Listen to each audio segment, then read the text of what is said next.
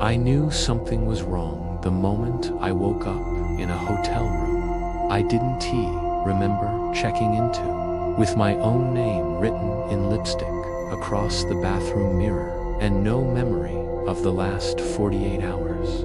Only a growing pressure behind my eyes and a voice in my head whispering, "You came back, even though I'd never been to this town before." At least I didn't think I had, because when I stepped outside, people recognized me, greeted me by name, asked if I was here to finish what I started, but no one would tell me what that meant, only stare with a look that mixed pity and fear, and then walk away like they knew something I didn't. The town itself didn't feel relit, was too quiet, the streets too clean, the faces too symmetrically. The more I tried to leave, the more the roads twisted back into themselves, GPS spinning in circles, all signs pointing in one direction. The daughter's house, which no one could seem to describe, but everyone insisted I would find when the time was right. That night, I dreamed of 6 pale women in white dresses standing around a crib, whispering prayers in reverse as a baby screamed in agony.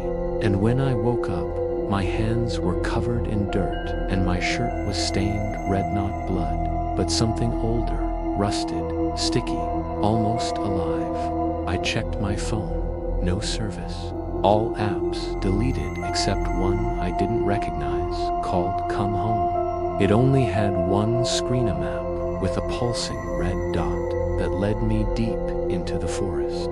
I followed it, convinced it was a prank or a psychotic break, but when I reached the dot, I found a massive, old Victorian house, half swallowed by the earth, its front porch sagging like a mouth mid-scream, and windows covered in thick tarps, nailed shut from the inside.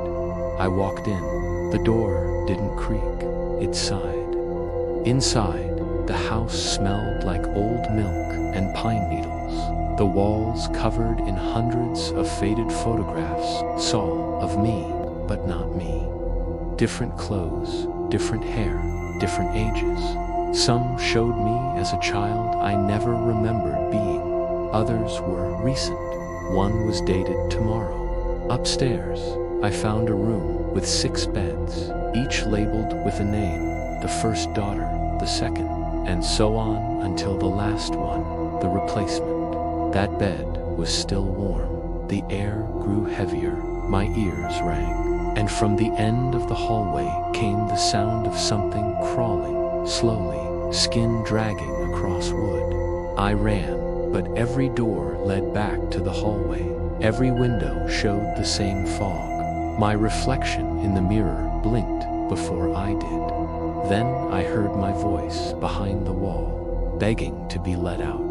When I peeled back the wallpaper, I found scratches, a sentence carved over and over in the wood. "We are what you forgot." Then came the twist. In the basement was a room full of old TVs, stacked like a shrine, each playing a different moment of my life, from a camera angle that couldn't have existed, over my shoulder as I cried at my father's funeral, under my bed when I slept as a child, inside my shower just days ago. I smashed them. The screens bled. That's when I realized I was never alone. I had never been alone. Something had followed me from birth. Something I had agreed to. Something I had tried to abandon. But now the deal was due.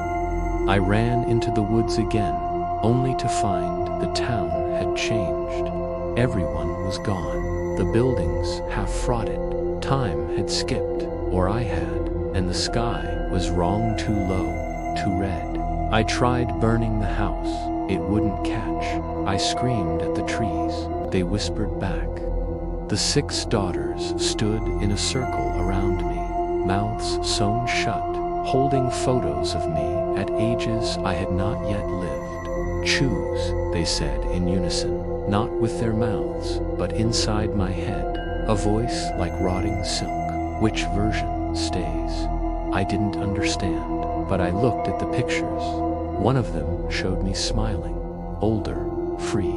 The rest showed me buried, twisted, erased. I pointed to the smiling one. They nodded. Everything went black. I woke up in a city I recognized. My apartment was mine again. My phone had service.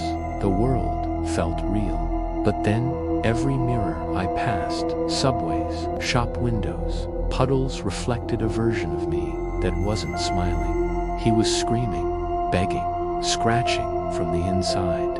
Every night since, I hear the daughters in my dreams, counting backward from 6. I don't know what happens when they reach 0. But if I disappear, don't look for me. Don't try to help. Don't check the house in the woods. Because the choice they gave me wasn't to survive it, was to forget. And now they want you to remember.